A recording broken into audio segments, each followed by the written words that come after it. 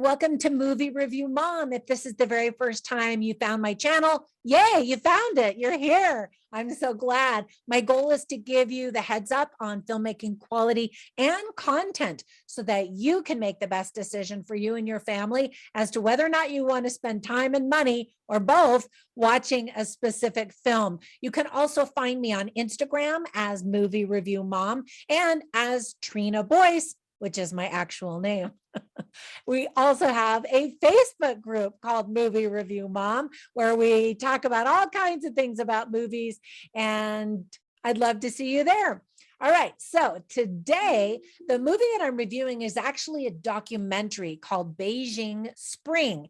Because it's a documentary, it doesn't really have a rating, but there is full-on frontal nudity, so I'm going to give it an R, and I'll give you some parental tips here in just a few minutes. It's an hour and 40 minutes, and I'll give you an overview in a nutshell. I'll point out things I liked and didn't like, as offer themes that are worth talking about if you watch this with people, and interesting lines, and my personal experiences with China and Beijing in particular. All right, so in a nutshell, this important documentary films the brief window of artistic freedom and democracy from 1978 to 1982, following China's brutal cultural revolution. Andy Cohen and Galen Ross chronicle the STARS art group, as they're called, that made Beijing's short-lived democracy wall famous around the world. Throughout this film, we get to see some remarkable 16mm film shot by STARS members themselves that was smuggled out of the People's Republic of China. Recording the historic protests and art exhibits was a daring young filmmaker named Qi Xiaoning, if I'm pronouncing his name correctly. Hidden for decades, footage from these daring acts of rebellion is now featured in this movie, Beijing Spring, for the very first time ever. So on a personal note, I have a daughter-in-law who is Chinese. She grew up in Hong Kong, and I've traveled all over mainland China on several speaking tours, and I can honestly say that I truly love China. I've also been to Hong Kong a few times, which is where my daughter-in-law's family still lives. I now have a very young grandson who I want to know and honor his Chinese culture and heritage. I've even been trying to learn Mandarin, even though his mother speaks Cantonese as her native tongue, but those who grew up in Hong Kong are compelled to learn Mandarin in school. And so she speaks Mandarin and fluent English. So what's happening in China and in Hong Kong right now is a little bit troubling. I feel so grateful that I was able to spend so much time in China when foreigners were welcomed with open arms.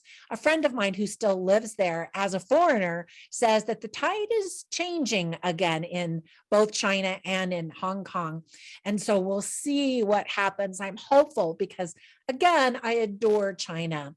So while on my various trips to China, I met so many amazing people, and many of them talked about the incredible historical monuments and art that were lost during this cultural revolution of Chairman Mao Zedong's regime. It was heartbreaking to see buildings that were basically rubble or just had completely vanished because during that regime, they were removed in order to make room for the new.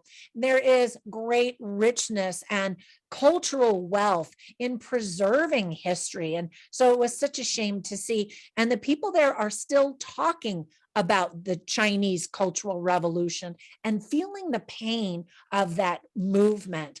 The film boldly asks, what is the relationship between art and human rights?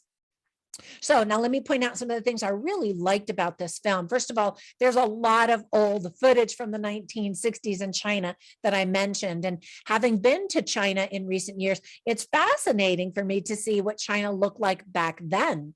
It's very different. It's also very touching to see how powerful the desire for artistic expression is and was, as well as how resilient the human spirit is. I've loved learning about the various kinds of art that experienced secrecy and evolution during this tumultuous time, including painting, literature, photography, dance, film, and even architecture. There's a powerful piece of art that shows the pillars that still remain to this day from a famous palace in China.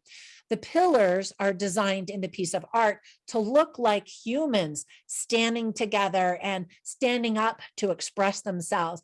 And the stars, this group of artists, did exactly that with their bold art and defiance against the status quo during those years.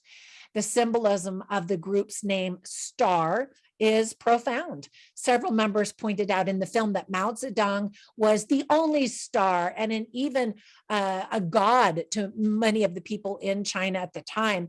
And so their light as a star was hidden in the day, overtaken by that bright light of Mao Zedong, and how they would only be able to shine in the dark or in hidden until a future era would happen in China. I absolutely loved seeing the various art pieces that were hung on the fence outside the National Art Museum in Beijing, and watching footage that showed the people's facial expressions as they reacted to the art pieces. The artists were extremely bold to hold such an untraditional exhibition, and I was impressed that they had the foresight to hang a notebook where people could write down their comments about the artwork, and some offering immense praise for these brave artists, while other comments were really towing the party line and saying, this is unconventional and unacceptable. The artists also hung a bucket where people could offer monetary donations, and they did, and that was a lot of money, and these artists were very grateful for that. There are title cards throughout the film that I think are really helpful to understand the timeline during these years. What's amazing to me is all of the things that were not allowed in China at that time, such as dancing and marrying foreigners. The China I know and love now and have personally seen is very different from that of the 1960s and 70s.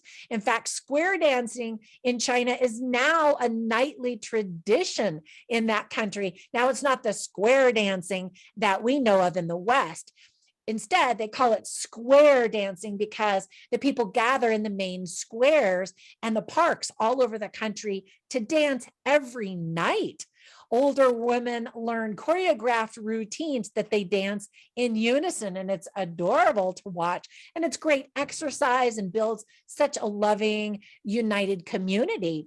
And then you can also see couples doing ballroom dancing together in parks. I love that.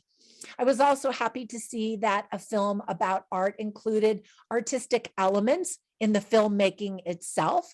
I was also happy to see that a film has actually been made about the men and women involved in this art movement in China before any of them get too old or pass away, to personally tell their stories and share their experiences.